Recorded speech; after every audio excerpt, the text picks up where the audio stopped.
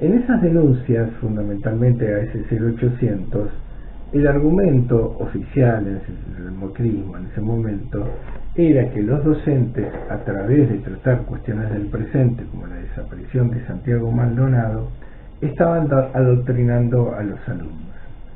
Esas fueron las primeras denuncias que tuvimos de adoctrinamiento, que después se incentivaron con el actual gobierno, que sostiene que en todas las universidades, incluso en las privadas, hay adoctrinamiento como si se tratase de organizaciones religiosas fundamentalistas de las universidades, ¿no? Bueno, esta cuestión del adoctrinamiento ya aparece en ese momento. Lo paradójico es que vimos al entonces presidente o incluso algunos gobernadores iniciar el año escolar con indudables consignas políticas partidarias. Sí, incluso a veces en colegios privados o públicos. Entonces había como una especie de doble vara, porque por un lado se hacían actos claramente con discursos que se habían usado en la campaña y por otro lado se acusaba de adoctrinamiento por traer al aula a una agenda de temas del presente, que era natural que se hiciese así, teniendo en cuenta la memoria que había sobre las desapariciones durante la dictadura. Cabe decir en este sentido que realmente pensar que los alumnos son sujetos pasivos que reciben como si fuese un balde vacío el líquido que uno les tira en la cabeza y no hay reacciones, no hay indiferencias o contestación a esa cuestión, es tener una mirada, yo diría, muy ignorante sobre lo que pasa en las aulas, ¿no? Esto creo que es válido para la actualidad, o de la heterogeneidad que significa enseñar sobre todo en una universidad pública. Bueno, señala también otras prácticas, sí, fundamentalmente, que se desarrollaron y que se despertaron en ciertos sectores fundamentalistas, conservadores o reaccionarios, cuando se empezaron a implementar las políticas de género o la educación sexual integral o la legalización del aborto, que creo que se da recién en el 2021, se aprueba por la legislatura. La educación sexual integral se aprueba por una ley en el año 2016, en donde se ve la necesidad de poner estos contenidos transversalmente en el currículo escolar, con el objetivo fundamentalmente de una formación integral en el campo psicológico, cultural, afectivo y de los valores.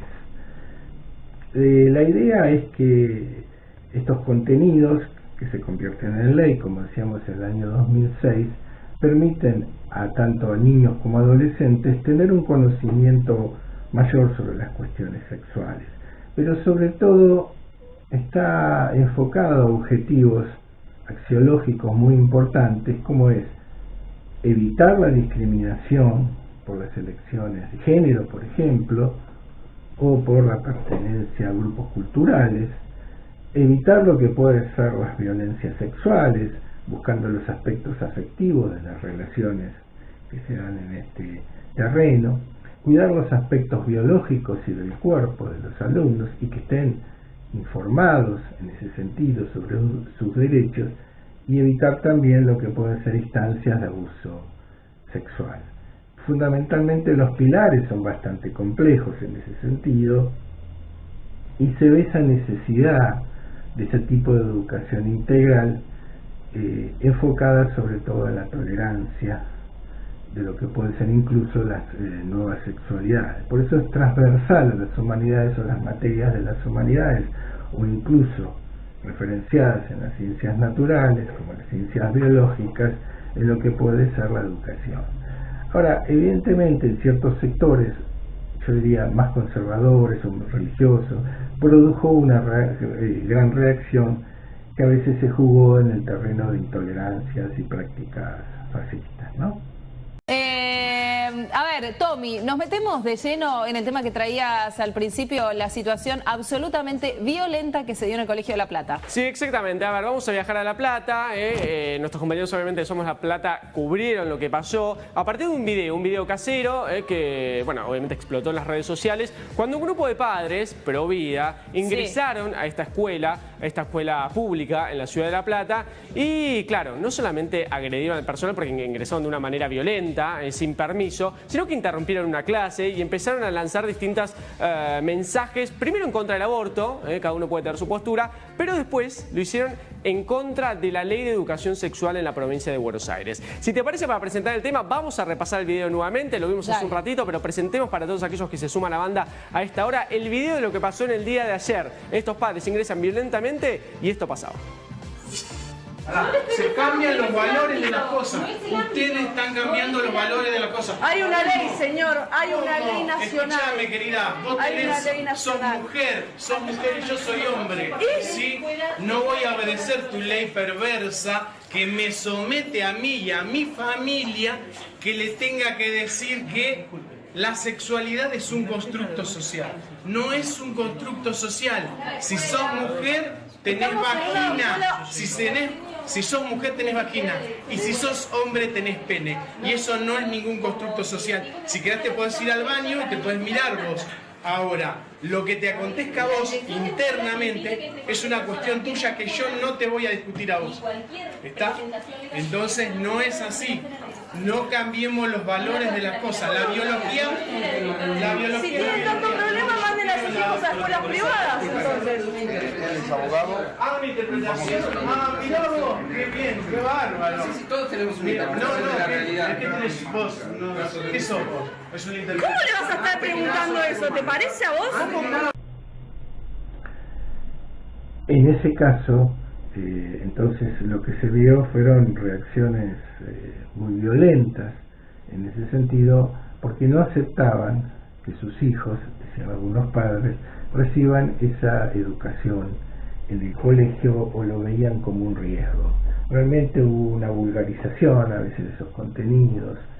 Hoy en día sigue pasando exactamente lo mismo, o una cuestión muy superficial al tratarlos, o se ha caído a veces en el ridículo de lo que se supone que significaba ese tipo de educación, con algunas barbaridades que hemos escuchado incluso de las máximas autoridades. Eso, como vimos, provocó una gran reacción. Uno piensa que es ley, realmente, y si es una ley es consensuada por los miembros del Congreso. Incluso la aprobación de la ley fue transversal. Los antecedentes se encuentran en la Ciudad Autónoma de Buenos Aires sobre este tipo de contenidos educativos. Y una ley significa que no fue el resultado de un decreto de un iluminado, sino que ha sido consensuada y votada en las dos legislaturas.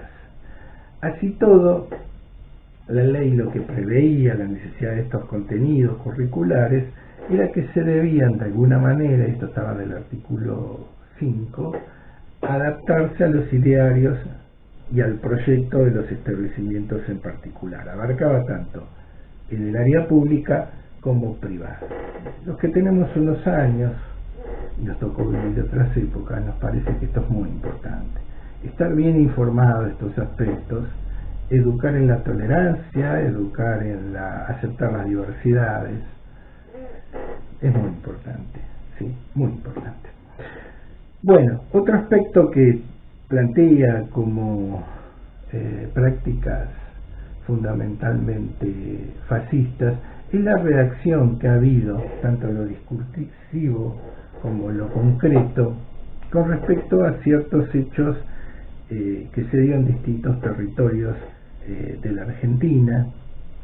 A veces esas formas de reacciones alentadas por violencia simbólica, por discursos en los medios o por las máximas autoridades que nombraban a grupos, por ejemplo, de pueblos originarios como terroristas o con conexiones internacionales, o hacían toda una especie de razonamiento que nos hacía pensar en las organizaciones guerrilleras o insurreccionales de los años 70. acá hay que explicar lo siguiente. Nosotros hicimos referencia recién a lo que había ocurrido con este 0800 a raíz de que los sucesos que ocurrieron en la Patagonia y que significaron la muerte de Santiago Maldonado y Rafael Nahuel se lleven a la escuela. En los últimos años en la Argentina hubo un proceso de valorización de la tierra notable, tanto de la tierra rural como de la tierra urbana. Y fundamentalmente hubo avance de las fronteras agrarias y gentrificación, es decir, valorización de la tierra urbana para consumos altos, y hubo un proceso de desposesión del capitalismo que se instrumentó de distintas maneras. Cuando uno viaja por el país, lo que le llama la atención en distintas regiones, esto lo podemos ver en regiones centrales, en regiones periféricas o microrregiones periféricas, se ve en la Patagonia, se ve en Tierra del Fuego, en Patagonia Norte, se ve en centros turísticos que han tenido un desarrollo reciente, como en San Luis, se ve en Córdoba, ocurre en Jujuy, que ha habido un proceso de apropiación de tierras. Esos procesos siguieron distintos derroteros. Es notable ver carteles donde se alambra y se dice que tal expediente está en proceso judicial de usucapión. Esto es, de apropiarse de la tierra por posesión veinteañal, por el cual hay que seguir un proceso judicial. En la zona de los Andes patagónicos fueguinos, fundamentalmente, que son zonas de una gran escenografía turística, ha habido procesos muy conflictivos entre ocupadores de tierra. A los medios parecen llegar nada más que la ocupación de aquellos que se reivindican como mapuches y muestran esa necesidad y el derecho de que se les den tierras porque han sido despojados. Pero también ha habido un gran proceso de apoderamiento de tierras, de los que podríamos llamar los carapálidas, que parecen no trascender mucho en los medios. Lo único que trasciende son las ocupaciones de las colectividades mapuches.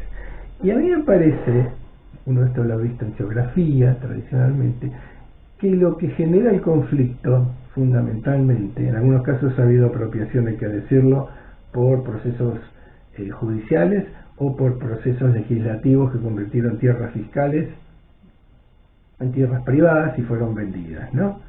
Uno puede ver el crecimiento de los barrios cerrados en el Gran Córdoba, lo puede ver en el sur, lo puede ver en Lago Gutiérrez, lo puede ver en distintos lugares. Bueno, ahí también hubo procesos de apropiación. Pero lo que decía que era importante, y que es lo que marca un poco el conflicto en ocasiones, es que se está dando un proceso en muchos territorios argentinos que ante la valorización de la tierra hay ocupaciones. Fíjense cuando surgió el tema del lago escondido, sí, que no había acceso a este lago escondido fundamentalmente, y hubo una serie de movimientos sociales, políticos y de pueblos originarios para lograr ese acceso, que los propietarios que estaban en torno a las tierras de Lewis, lo que decían era apoyar a Lewis, ¿sí? Creo que son 10 propietarios, por lo que era el paso iba a ir por sus tierras, y estaban en contra de esa reivindicación que había. Y en una entrevista, uno de ellos, que sí tenía los títulos, dijo algo muy importante, que de todos ellos el único que tenía los títulos en orden era él. Creo que fue en La Nación, en el canal de La Nación. Lo cual es muy interesante, porque lo que está mostrando es otro problema, que todos quizás haya muchos que estén flojos de títulos. Y uno, la legislación de usucapión, que es tradicional, o sea, para apropiarse uno de las tierras, tiene que mostrar una ocupación por 20 años, hacerse cargo de los impuestos de esos terrenos, pero a la vez mostrar una ocupación pública y pacífica, es decir, requiere el reconocimiento de los otros o por lo menos de los vecinos. Lo cual creo que acá está el núcleo del conflicto, que quizás no se haya prestado mucha atención. Bueno, ahí lo que sí, uno que va por diversas razones al sur, lo que notó durante esos procesos, incluso después de la muerte de Rafael Nahuel en Mascardi, es una irritación muy grande. y unos discursos, sobre todo en radios, sorprendentes por el grado de racismo y desprecio con los otros, ¿no? Ahí en la manifestación que vamos a ver, vamos a notar como vecinos que se conocen entran en conflicto, algunos porque apoyan la indicación de los pueblos originarios y otros porque están en contra de eso. Ahora se encuentran en la plaza, fundamentalmente en el centro cívico de Bariloche, y es muy notable lo que ocurre.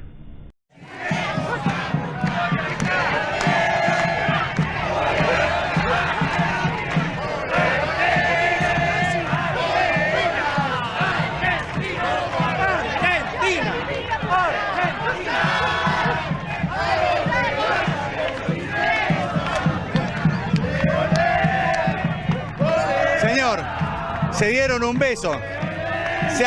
Se han dado un beso. Hola. ¿Por qué no? Es mi amiga. Como a los nazis les va a pasar a donde vayan los Eso es, lamentablemente, lo que nos divide. Nosotros venimos a cantar por Argentina. Yo también. Sí, yo también. Ustedes están cantando. No, ustedes están por la masacre. Porque ustedes están por la masacre. Sí, estamos señor. por Argentina. No, por la masacre, Justi. Ninguna por masacre. la masacre estamos por Argentina. Estamos entonces por la necesidad de que haya. Lo estoy demostrando. De que haya un Estado en donde se respeten las leyes y las respetemos no todas. Que no sea la ley del patoterismo. Hagamos un partido representativo. Somos diferentes clases sociales. El problema es ese, somos diferentes clases sociales. Las clases sociales se igualan y bueno, tenés razón. En un país en paz. ¡Olé, olé!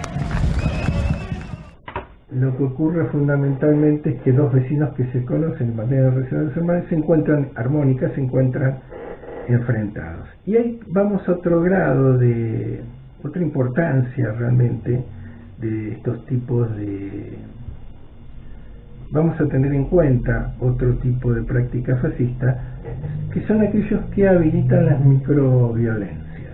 Y en esto hay mucha responsabilidad de las autoridades nacionales. Y las encontramos no solo en un partido, cuando se habla fundamentalmente y se señala como responsables de una situación compleja de inseguridad urbana, por ejemplo, los migrantes. No lo hemos visto solo en algunos partidos o en algunos dirigentes. Y que tiene una responsabilidad grande porque son formadores de opinión, para no hablar de algunos periodistas que se han convertido en líderes de la intolerancia, ¿no? Y en este sentido, esas microviolencias son habilitadas, sobre todo los que están en el área de seguridad o del interior, cuando ante ciertas conductas que pueden ser dudosas penalmente o que pueden ser sancionadas, le dan el respaldo a esos personal de seguridad o de la policía o de los organismos tipo gendarmería o prefectura, le dan ciertos respaldos sin cortapisas.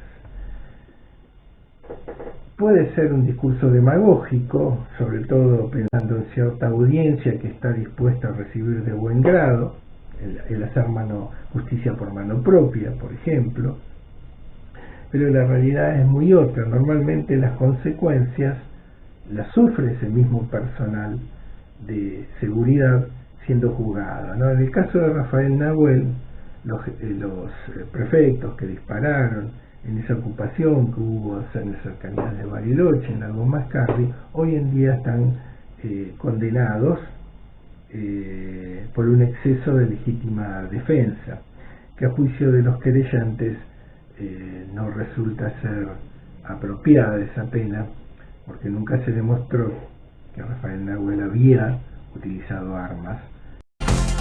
La justicia condenó a 5 años de prisión al prefecto que efectuó el disparo que terminó con la vida de Rafael Nahuel. El hecho ocurrió en noviembre del año 2017, cuando Patricia Bullrich era la ministra de Seguridad de la Nación. Sergio Cavia, identificado como el autor del disparo que le quitó la vida a Rafael Nahuel hace 6 años en la comunidad mapuche de Villa Mascardi, fue condenado, como decíamos, a 5 años de prisión como responsable de homicidio agravado por uso de arma de fuego cometido en exceso de legítima defensa. Los otros 4 acusados, Francisco Javier Pinto, Juan Ramón Obregón, Sergio García y Carlos Valentín Valentín Sosa recibieron una condena de 4 años por haber sido considerados partícipes necesarios del mismo delito. El Tribunal Oral en lo Criminal Federal de General Roca, integrado por Alejandro Silva, Simón Braco y Pablo Díaz Lacaba, se expidió por unanimidad y aunque emitió un veredicto de penas de cumplimiento efectivo, los ahora condenados del Grupo Albatros no irán presos hasta que la misma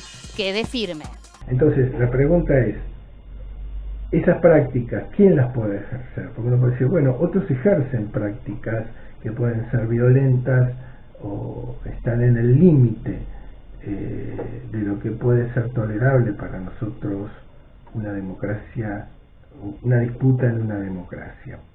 Pero también es cierto que quien lleva adelante esas prácticas ejercen un poder importante. Lo hacen desde lugares expectantes, sino que esas prácticas de intolerancia, tanto en discursos como en llevarla a los hechos, tienen mayor capacidad para desarrollarla aquellos que están en situaciones de poder o de élite, tanto del gobierno o de los medios de prensa, que en muchos casos han contribuido con cierto estilo a este tipo de prácticas. Otra práctica fascista que identifica el autor, que tiene que ver con la limitación de los medios de prensa y de los periodistas, que sucede durante este periodo de manera notable. En general uno puede decir que los gobiernos tienden la tendencia, incluso en democracia, a limitar a los medios de prensa que puedan resultarles de oposición. Durante el traspaso del gobierno kirchnerista al macrista se dio un fenómeno que fue lo primero que se intentó y se hizo anular, fue de la ley de medios de comunicación audiovisuales, lo cual permitió, es una de las primeras medidas que se toman, permitió una mayor concentración de los medios del establishment. Pero uno lo que puede decir también que lo que se dio a partir de ahí una presión muy fuerte sobre los canales de televisión para que orienten el discurso en todas las causas judiciales que tenían funcionarios de kirchnerismo. Y hubo en este sentido, cuando estos medios se negaron a hacerlo, fuertes presiones lindantes con las amenazas, como han dicho recientemente en declaraciones algunos propietarios de médicos como el Grupo América, o la persecución a lo que fue directamente, que estuvieron presos por razones fiscales, los propietarios de C5N.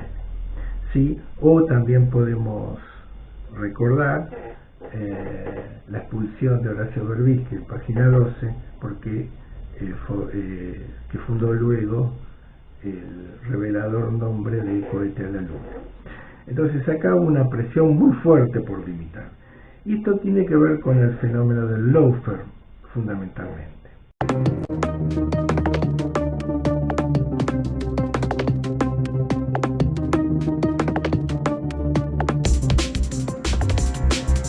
En la Exesma se iniciaron las jornadas internacionales denominadas El Lawfare en América Latina y su impacto en la vigencia de los derechos humanos, que contaron con la presencia de decenas de investigadores y académicos de toda la región. En los últimos años, el lawfare o guerra jurídica se ha constituido en un fenómeno de gran trascendencia, tanto por la generalización de sus métodos como por su significativo impacto en el devenir político, económico, social y cultural. Este conjunto de prácticas y discursos, que consiste en el uso de instrumentos jurídicos para la persecución de dirigentes y militantes políticos y sociales, ha vulnerado derechos fundamentales de las personas directamente afectadas. Además, ha cercenado el funcionamiento del sistema democrático, promoviendo golpes de Estado y creando condiciones para la aplicación de políticas públicas fuertemente regresivas. Durante el gobierno de la Alianza Cambiemos, la estrategia de guerra jurídica se volvió una práctica sistemática. Sus manifestaciones fueron desde el hostigamiento a políticos y políticas, exfuncionarios y funcionarias, líderes de organizaciones sociales y sindicales, hasta su encarcelamiento arbitrario. Estas iniciativas fueron motorizadas a partir de medidas concretas, como los traslados de jueces para constituir tribunales afines y la persecución a magistrados independientes, el espionaje ilegal y la extorsión contra empresarios y dirigentes opositores, la interferencia de los servicios de inteligencia en la justicia federal y el abuso de la figura del arrepentido para obtener falsos testimonios mediante mecanismos extorsivos. En la actualidad, estas prácticas continúan jugando un rol fundamental, operando como condicionantes de los procesos electorales, de la agenda política y de la opinión pública. Ahora, este fenómeno es complejo porque que ha sido traducido como guerra judicial porque es jugar la competencia política en los estrados judiciales. O sea, se judicializa la política y se politiza los estrados judiciales, fundamentalmente donde se juzgan las causas relativas a los funcionarios gobernantes en el fuero federal. En este sentido, lo que se notó fundamentalmente es una persecución fuerte en ese sentido, que pareció coordinarse con muchos periodistas y con muchos medios. Parecía entonces la corrupción ser propiedad de un partido o de algunos dirigentes en particular. Sí. Ahora, uno lo que puede decir y lo que realmente puede destacar en este sentido es que pareció coordinarse una serie de agentes importantes para llevar adelante una persecución judicial que también se dio en otros países, como en el caso de Lula en Brasil o de Correa en Ecuador. Claro, alguien podría decir, bueno, pero que haya presidentes procesados no es una novedad, y no parecen ser solo de partidos populares. Pero acá la impresión que tiene uno siguiendo los diarios en la Argentina durante ese periodo es que hubo una coordinación muy fuerte de lo que algunos han llamado también el mediaferro. Es decir, esa construcción de sentido se dio en varios espacios a la vez, por lo cual significó una limitación muy fuerte a las actividades de prensa. Fundamentalmente es conocido en cierta manera el canal que estaba más cerca del kirchnerismo, del peronismo, que era de oposición crítica, C5N, fue en ese sentido muy perseguido judicialmente, ¿sí? Y ahí la cuestión parece ser que los instrumentos fiscales, o los que no cumplen con la fiscalización, algunos son perseguidos y otros son perdonados, ¿no? En ese sentido, parece haber una vara bastante diferente.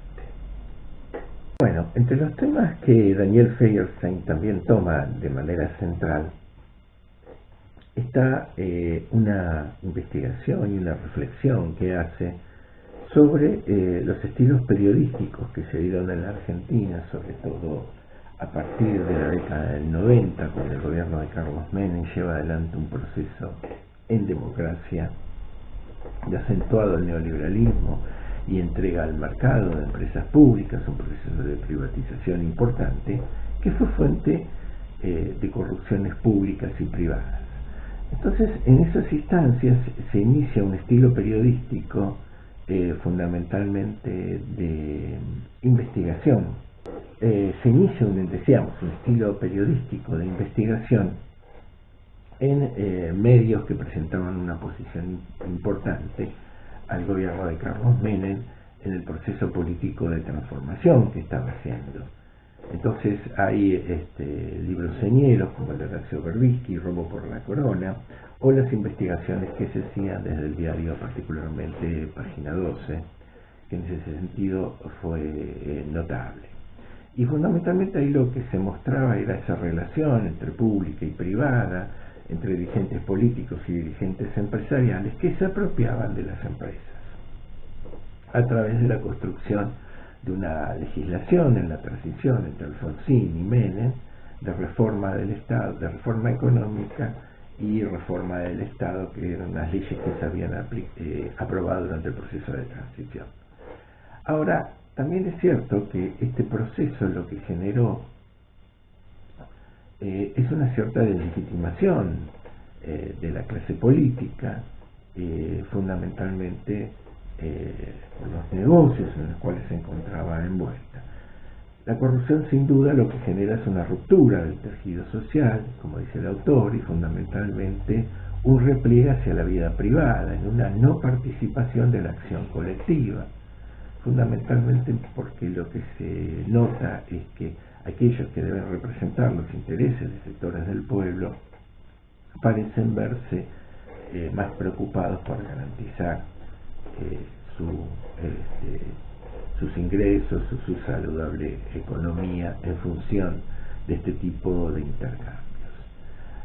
Pero también hay otro estilo periodístico que se da sobre todo de los finales de los 90, en los medios de Daniel Haddad, que empieza a ser marginal en los inicios, pero después toma el centro. ¿Sí? Se inicia fundamentalmente en los medios tradicionales y después salta a las redes con el acceso fundamentalmente que hubo a partir del Internet 2.0.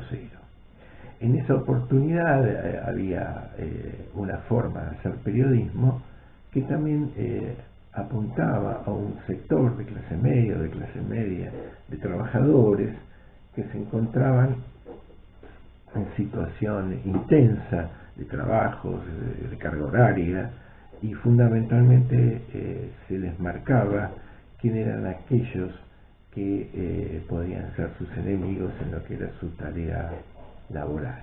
Así entonces, entre realismo, entre reality y comediantes, se empezaron a correr los límites de lo que era posible decir con respecto a determinados agentes de la sociedad y hacia dónde se apuntaba como los responsables de los males de la Argentina. Era un periodismo que al principio entró por la comicidad, por programas de comediantes muy hábiles o animadores, e incluso en algunos programas nocturnos en horarios marginales, en el cual los oyentes participaban de esos códigos, muchas veces terminando con insultos cruzados entre quien ejercía este tipo de periodismo y la audiencia que llamaba a esos programas, ¿no? A la vez estos programas se repetían en recortes de archivo, en programas cómicos que mostraban las situaciones en las cuales generaban comicidad.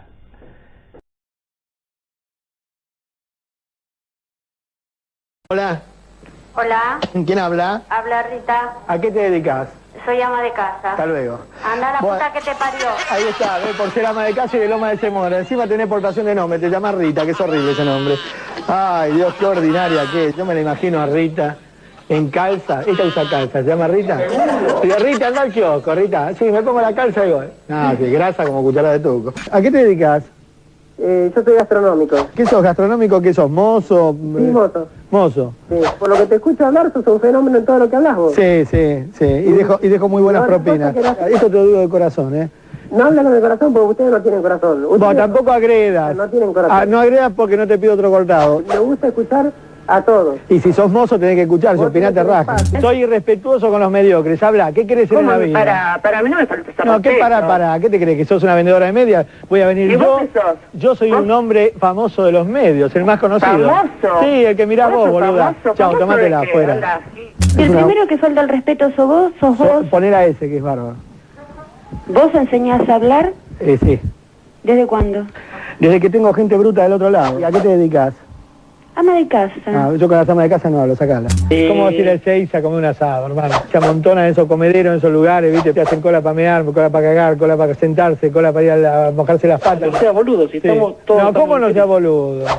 No soy estúpido, vos... Pero no digas mogólico, porque estás ofendiendo a la gente que tiene la trisomía del par 21. No, esos son síndrome de Down que no tiene nada... No, los mogólicos que son, boludo, electricistas. Vos sos mogólico.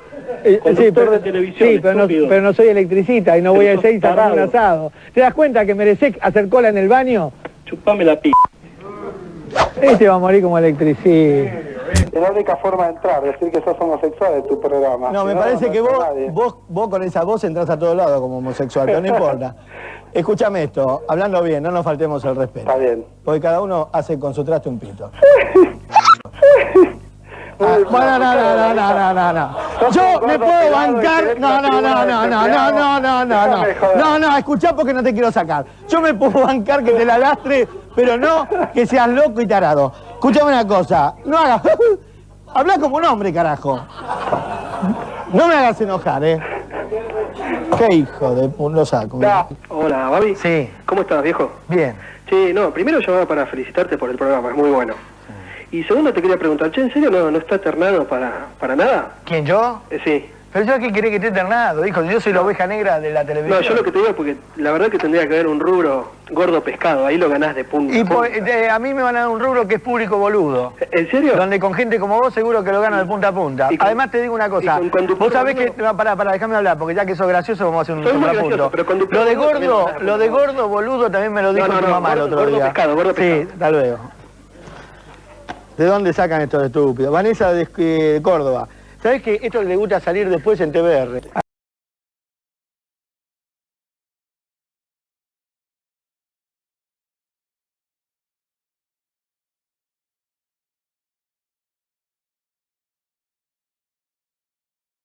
Estos fueron los dos puntos de un estilo periodístico que seguramente llevó a una falta de credibilidad en la política. Ahora bien, lo que Daniel Feyerstein estudia fundamentalmente son las representaciones que hay en la sociedad argentina con respecto a la corrupción. Y en este sentido analiza qué creencias se han hecho sentido común para muchos sectores.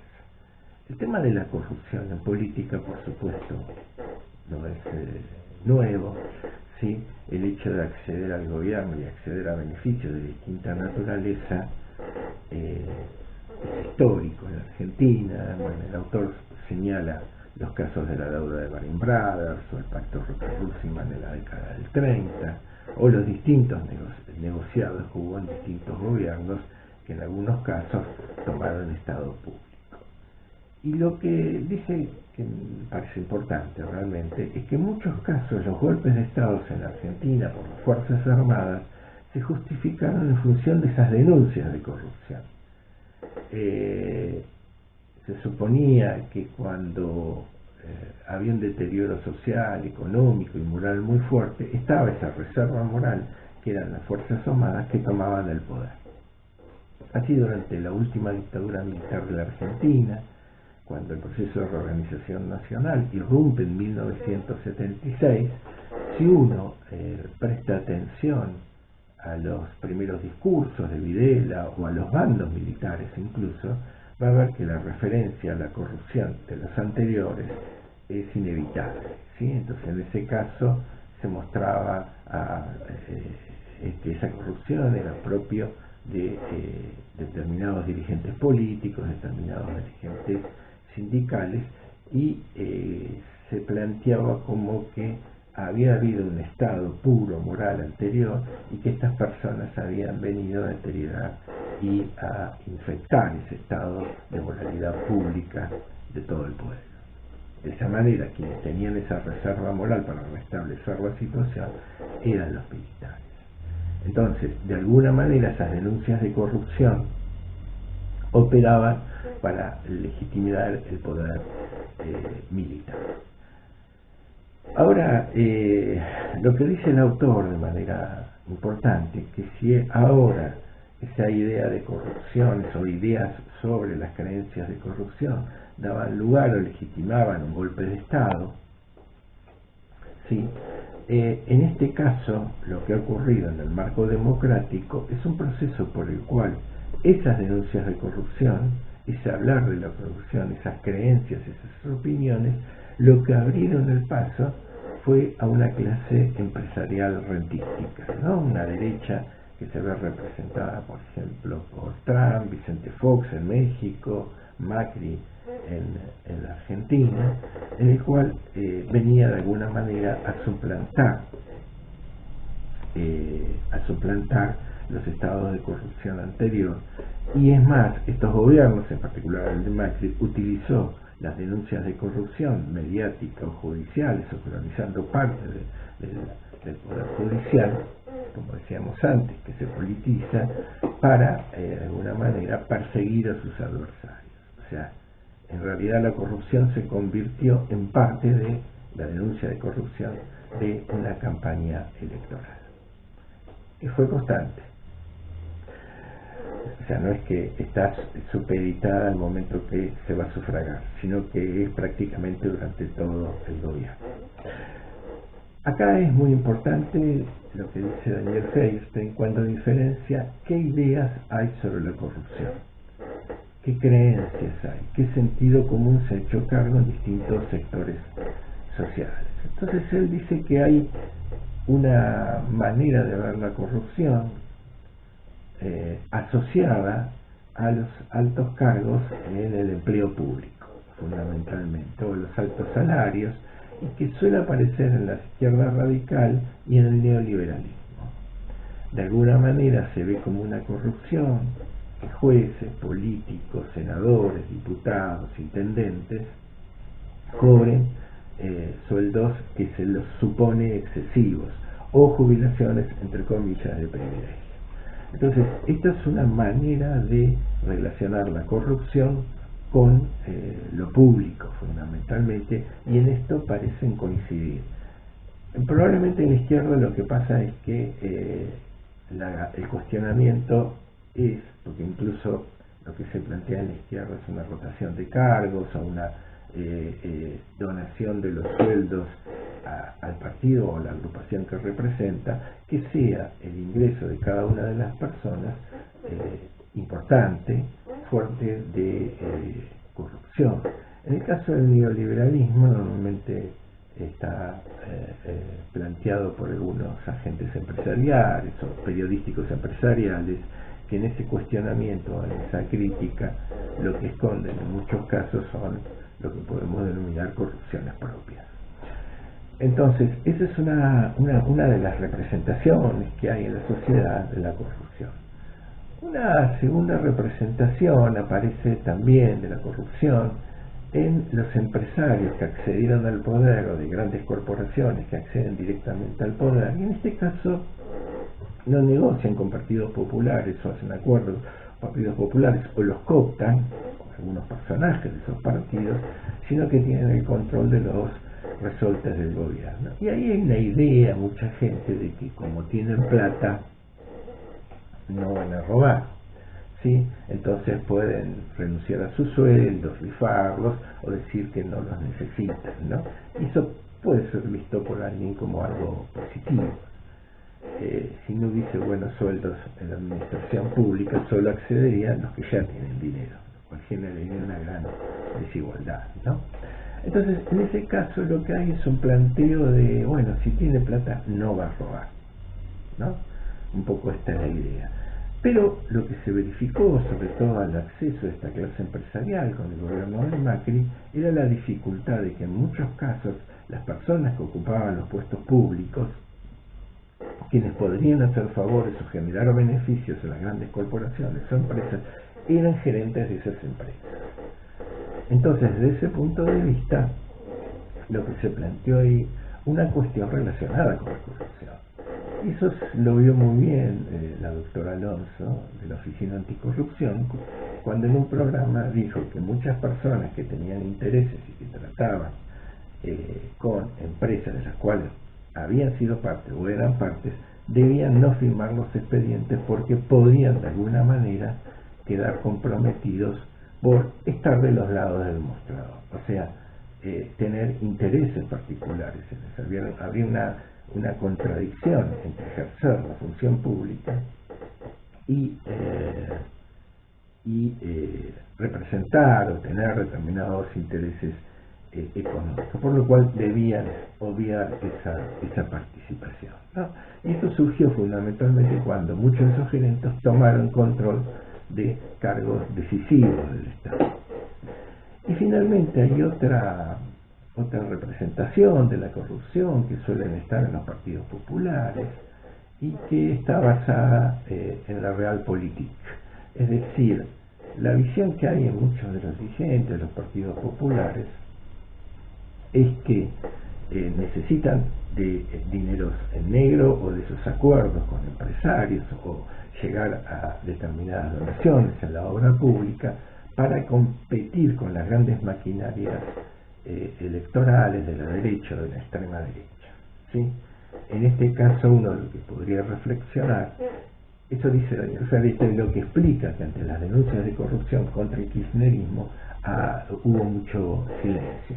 O sea, es una suerte de realismo, ¿no? Se pensaría bueno, estamos en una democracia de mercado el dinero se constituye fundamentalmente en un elemento esencial para generar poder, para ganar las elecciones y para ganar consensos. Entonces es como inevitable que cualquier partido que esté en el poder debe recurrir a distintas formas, no siempre en blanco, de ganar dinero para afianzar su poder.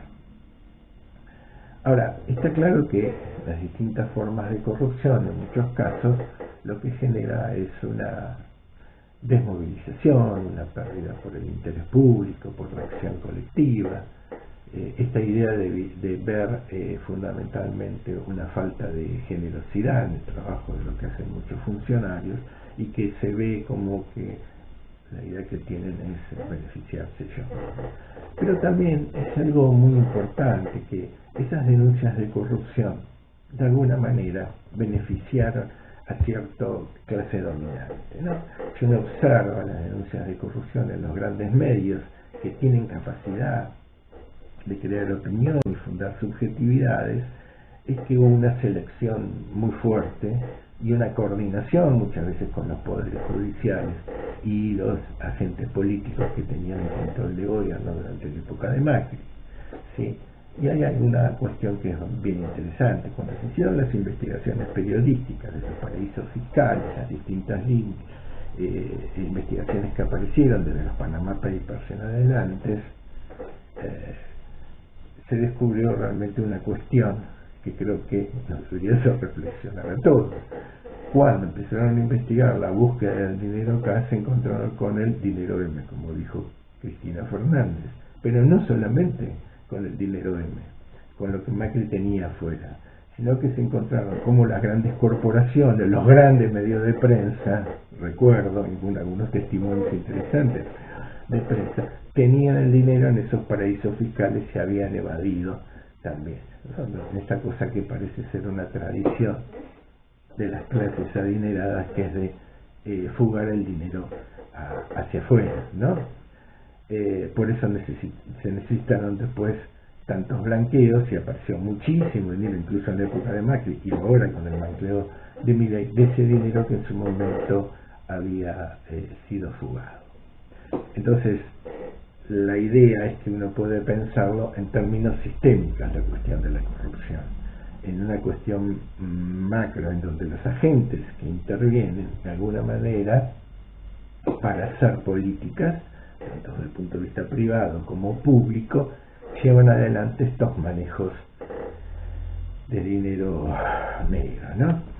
Entonces, desde ese punto de vista, lo que hay que pensarlo es más de un punto de vista sistémico. Pero acá hubo la intención de buscar y culpabilizar determinados sujetos, en el cual se dio una competencia, pero fundamentalmente el autor concluye que Daniel Feierstein, que hay algo muy importante, que dice, bueno, la secularización significó el ascenso del proyecto de la burguesía. O sea, cuando se terminó con el poder de la Iglesia, se entró en un proceso de deterioro del antiguo régimen, sobre todo después con la Revolución Francesa, lo que estaba en juego ahí, ese deterioro, lo que significó el ascenso de un nuevo proyecto histórico que llevó adelante la burguesía con el liberalismo. En este caso particular, lo que él dice, que todas estas denuncias de corrupción, este proceso de deterioro, lo que benefició fundamentalmente es una clase empresarial de derecha, ahora de extrema derecha, por lo menos en el discurso, o por ahora en el discurso, que benefició fundamentalmente a estos sectores, ¿no? Así como en su momento ese deterioro de las relaciones políticas que se generaban en finales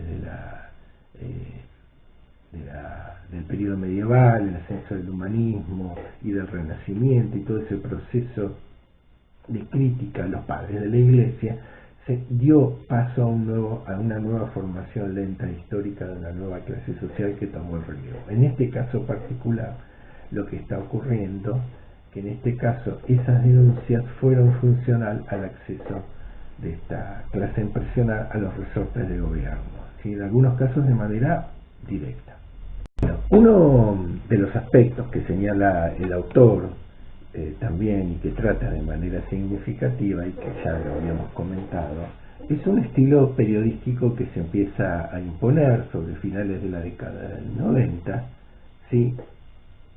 Y que ya no tiene que ver con ese periodismo de investigación que describía ciertas tramas del poder político o de agentes económicos consubstanciados o en coalición para cometer delitos, sino con un estilo más de un periodismo comediante como el que acabamos de ver, que era un periodismo fundamentalmente que por esa época era marginal, pero que empezaba a tomar cierto significado y peso importante. Claro, ¿qué pasa? Uno lo veía y provocaba cierta comicidad porque lo que hacía era incorrecto, desprejuiciado, insultante. Es más, lo que llamaba la atención, como lo que acabamos de ver en el programa de Babi Checopar, es que muchas de las personas que llamaban esos programas participaban de esos códigos en el cual se insultaban mutuamente. Un periodismo que era prejuicioso, insultante, descalificador, y que en su momento era marginal, pero que empieza a tomar, digamos, el núcleo central del sistema de comunicación. Y en este sentido es muy importante pensar que esto tiene que ver con los cambios culturales que se empiezan a dar con el advenimiento de las redes también. Este periodismo que sobre todo floreció en el sistema de comunicación de las empresas de la mediana edad fue muy exitoso y fue creando o encontrando una audiencia dispuesta a escucharlo. Claro, lo que pasó que en ese momento pasó un tanto desapercibido porque decía, bueno, esto no es en serio, esto es comedia, esto no es periodismo serio, pero aparte logró, incluso antes que las redes tomaran el control de esta forma de periodismo, de este estilo de comunicación, una viralización, porque a la vez eran tomados por otros programas que los ridiculizaban y lograban un gran impacto. De alguna manera la audiencia fue constituyéndose en la regla de este tipo, la audiencia que se fue formando fue constituyendo en la regla de este tipo de periodismo, ¿sí?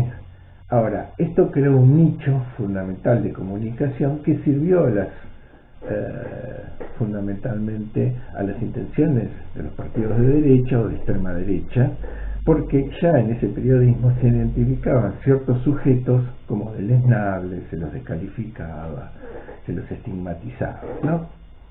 Si no, fijémonos textualmente lo que decía ya de manera más reciente Babi Checopar. Claro, él le hablaba fundamentalmente a una clase media baja trabajadora, ¿sí? Y lo que incentivaba de cierta manera una identificación, la que estaba en la calle, la que tenía que soportar, los colectiveros, camioneros, remiseros, y fundamentalmente identificaba a quiénes lo molestaban o quién eran, entre comillas, sus enemigos.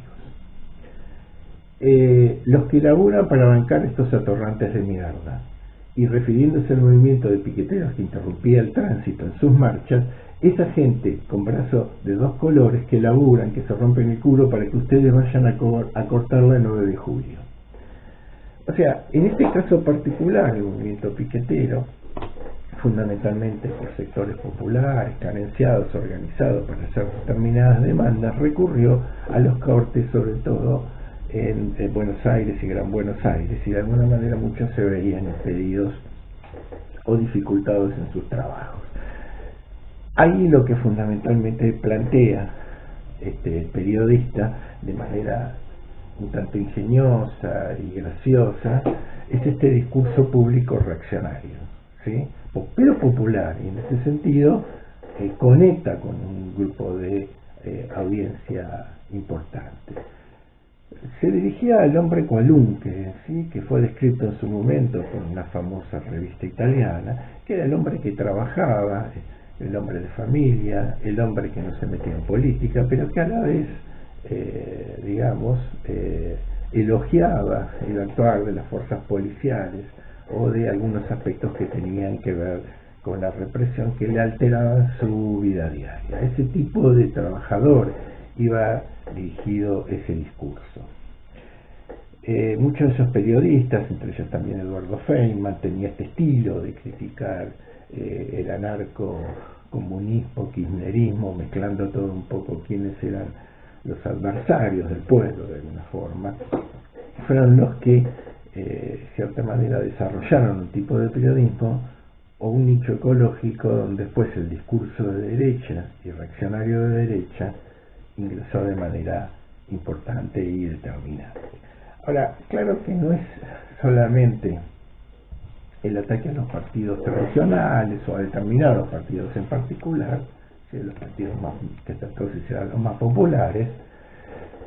Hay también una intencionalidad fundamentalmente y un cambio de cultura política que tiene que ver en cuáles son las nuevas normas que se dan en el siglo XXI en la competencia política, donde toman otros instrumentos y otras herramientas el relevo fundamental de lo que había sido las políticas propias del siglo XX.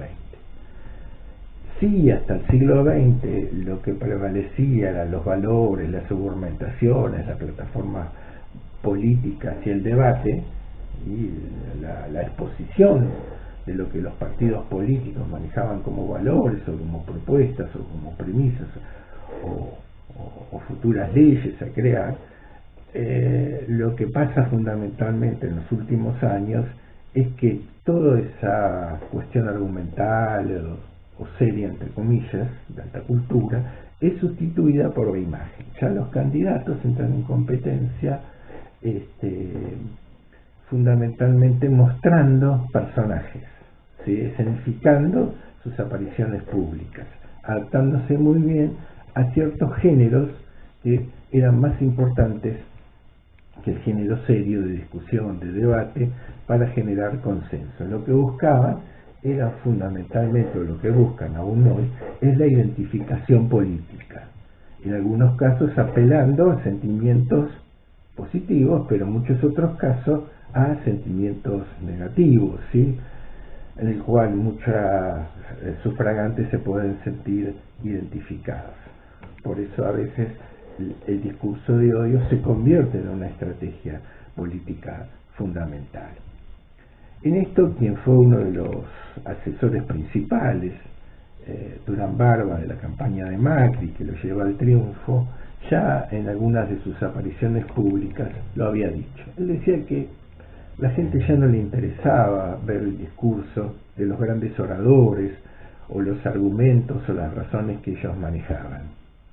A la gente lo que le interesaba fundamentalmente eran mensajes cortos, ¿sí? Y no quería muchas complicaciones. La gente en general hablaba, ¿no? Y en este sentido decía que un poco de estos debates la gente estaba harta y que la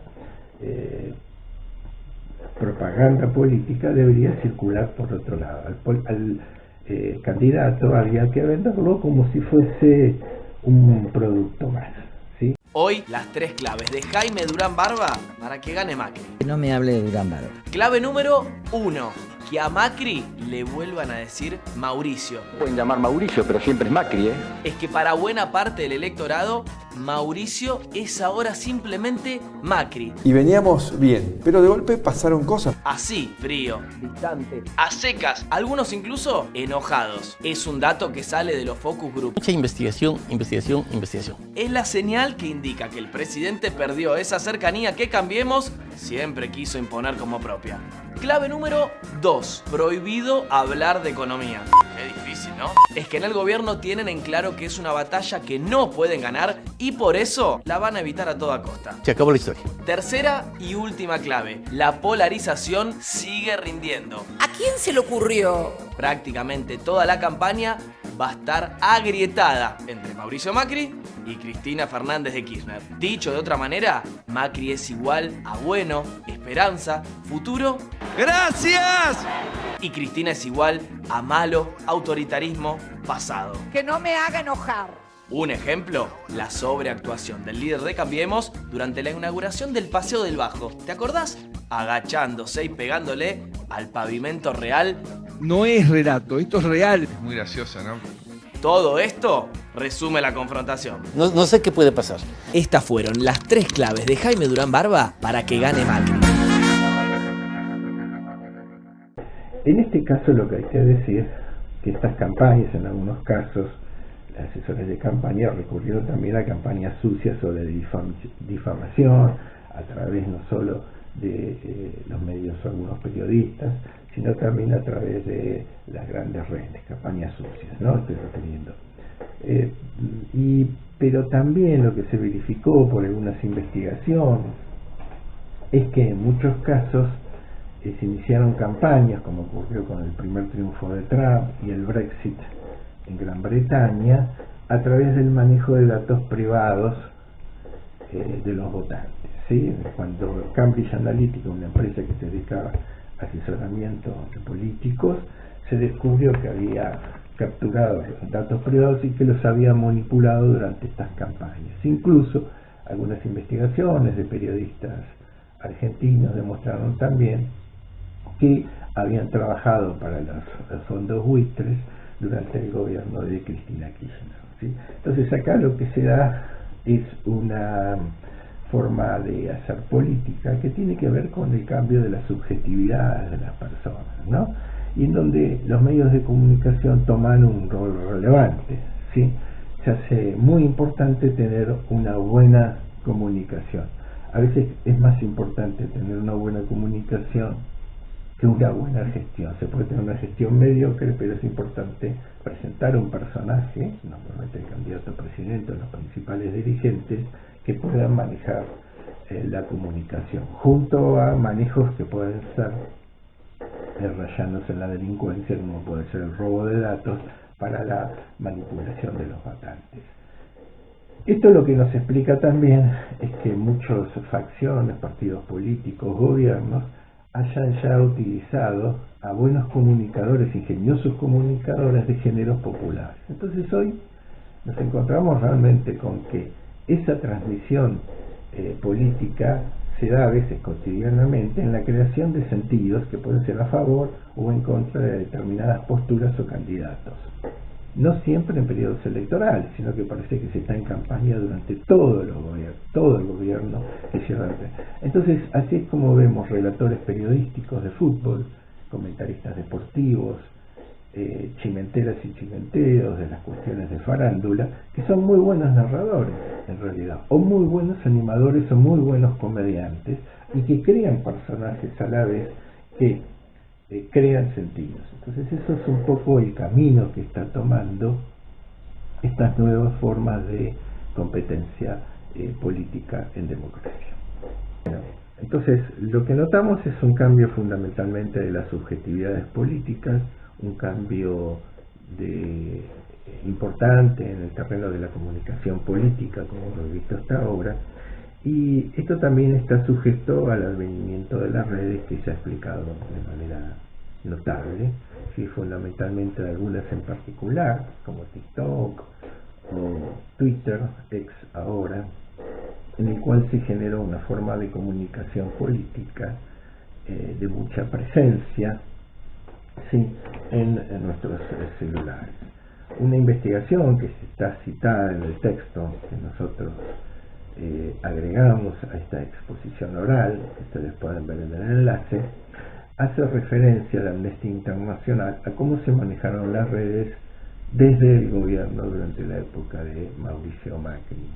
Y ahí lo que se demostró fundamentalmente la existencia de unos trolls, ¿sí?, que atacaban en manada ciertas opiniones contrarias al gobierno y fundamentalmente a ciertos personajes de la oposición política, fundamentalmente periodistas de oposición, dirigentes sindicales, a los cuales tendía a demonizarlos, ¿no? Esto quedó en evidencia la efectividad de esta forma de comunicación, muchas veces cargada de prejuicios, de formas de discriminación racial, de desconsideración insultante, o incluso con las llamadas fake news. Esto fue un terreno, digamos, de los sótanos de la política, para no hablar de los sistemas de inteligencia o vigilancia que se dieron en esta época, en algunos casos cruzada, y entre sus mismos partidarios, que tomó un auge notable el tema de los servicios de inteligencia de Estado, ¿no? Bueno, desde este punto de vista, entonces, el autor lo que muestra es un panorama que es bastante complicado para las nuevas democracias, ¿no? Y también advierte sobre algo que tiene que ver con los posicionamientos que tomaron, sobre todo después de los atentados a la DAIA y a la AMIA y a la Embajada de Israel, perdón, sí, de los dirigentes o ciertos dirigentes de la comunidad judía, fundamentalmente, que se asociaron a las políticas de la extrema derecha del Estado de Israel, ¿sí? Y advierte ahí sobre el error de creerse parte de la clase dominante que en el pasado costó tanto a la comunidad. En este sentido, hay una, como decíamos en otra parte de esta exposición, una intención a veces de sumarse a esta política de extrema derecha, y aquellos que critican, por ejemplo, lo que es la intervención en la Franja de Gaza del Estado de Israel y la cuestionan o ponen en duda su humanidad o que se estén cometiendo crímenes de lesa humanidad, de caracterizar a estas personas como antisemitas, ¿sí? Y hay una diferencia esencial entre lo que puede hacer el gobierno de la extrema derecha en Israel en la guerra del Medio Oriente y manifestaciones antisemitas. Estamos ante cosas totalmente diferentes, pero se usa como una forma de extorsión para aquellos que pueden criticar las políticas bélicas del gobierno de Israel. Entonces, en ese sentido, advierte muy bien, y nosotros incluimos acá una parte de una clase de la biografía ficcional de Hannah Arendt, donde hace referencia a que nos parece bastante importante porque entra en ciertas honduras filosóficas y morales.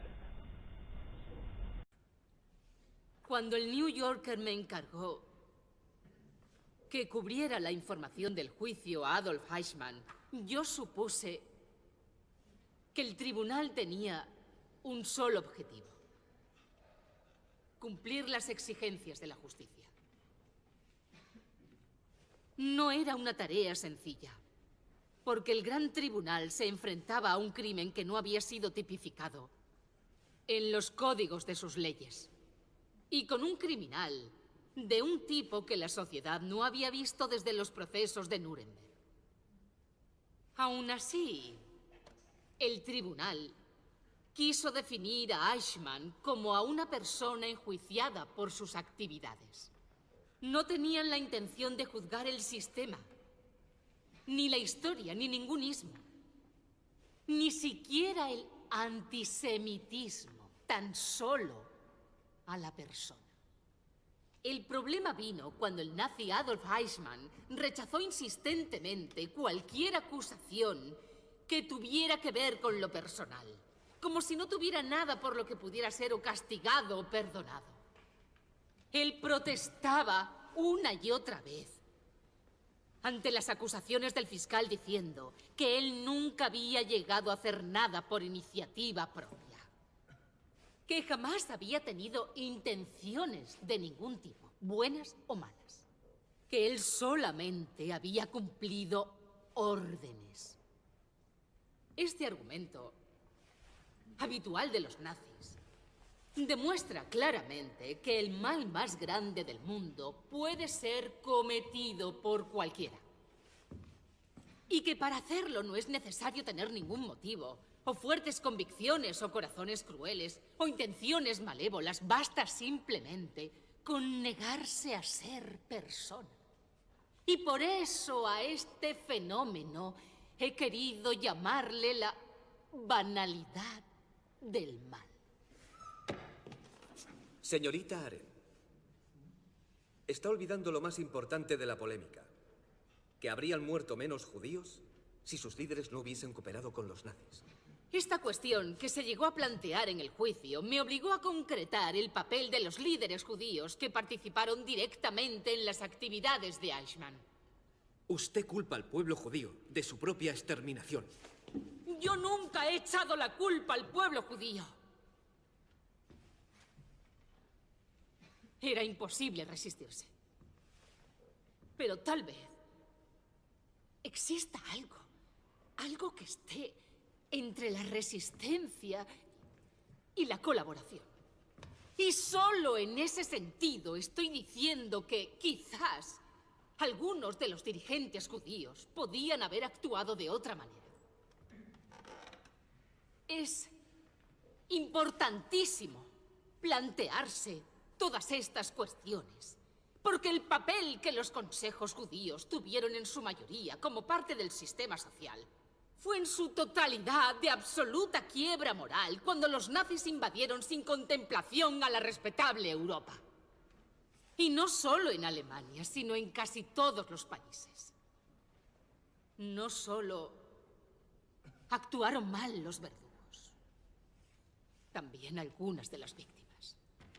A manera de conclusión, lo que podemos decir que el libro es sumamente valioso porque de alguna manera se adelantó a su tiempo y analíticamente mostró fundamentalmente cuál era la evolución de lo que puede ser el escenario político, social y cultural que se comenzaba a dar por entonces, antes de la pandemia, y que de alguna manera creó condiciones propicias para la llegada del poder del actual presidente Milei.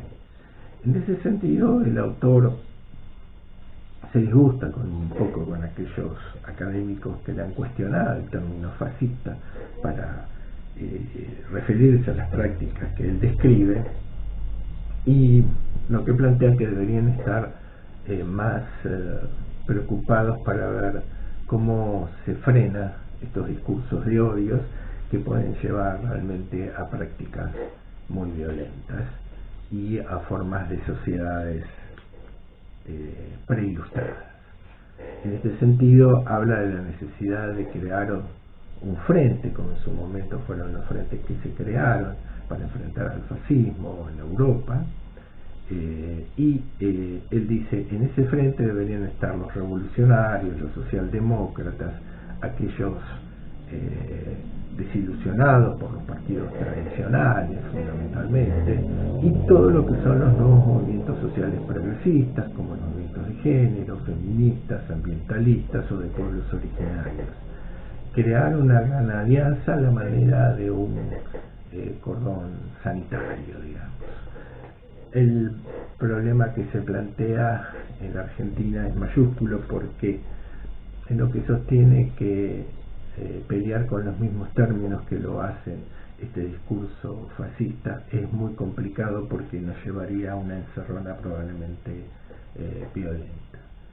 El tema es que abierta esta caja de Pandora ya han salido los enanos fascistas, los espíritus negros, los peores espíritus y los peores sentimientos. Como hay una estrategia de tapar todos los medios de comunicación y de irritar fundamentalmente para ganar en los medios de comunicación, diciendo prácticamente cualquier cosa.